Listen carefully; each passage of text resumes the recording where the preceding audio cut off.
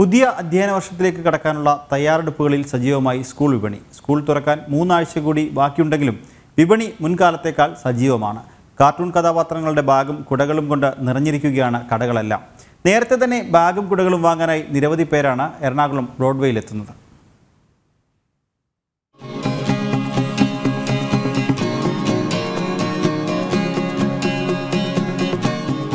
May മാസം തുടക്കം മുതൽ തന്നെ ജൂണിലെ അധ്യയന വർഷത്തിനായി സ്കൂൾ വിപണി ഉണർന്നിരുന്നു.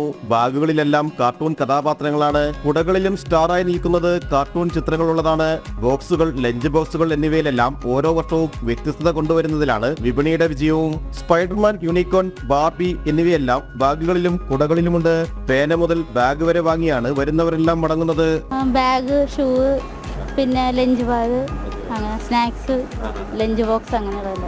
കുട്ടികൾ എങ്ങനത്തെ ബാഗാണ് മോള് പറയുന്നത്? പിങ്ക് ഷെയ്ഡുള്ള ബാഗ് ആയിരിക്കണം, അത്രേ ഉള്ളൂ. കാർട്ടൂൺ എന്തെങ്കിലും പറയാറുണ്ടോ? ബാർബിയുടെ വേണം, അല്ലെങ്കിൽ മറ്റേ യൂണിക്കോൺ, അങ്ങനെ എന്തെങ്കിലും. പല വിലയ്ക്കുള്ള ബാഗുകളും കുടകളുമുണ്ട്. നേരിയ വില വർധനവൊന്നും സ്കൂൾ വിപണിയെ ഇതുവരെ ബാധിച്ചിട്ടില്ല. യൂണിക്കോൺ വരുന്നുണ്ട്, പിന്നെ ബാർബി, സ്പൈഡർമാൻ, പിന്നെ BTS.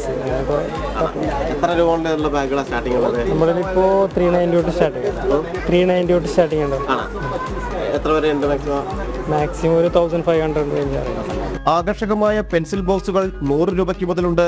നോട്ട് ബുക്കുകളും പെൻസിൽ ബോക്സുകളും കുടകളും വാട്ടർ ബോട്ടിലുകളും എല്ലാമാണ് സ്കൂൾ വിപണിയിൽ ഏറ്റവും അധികം വിറ്റഴിക്കപ്പെടുന്നത്.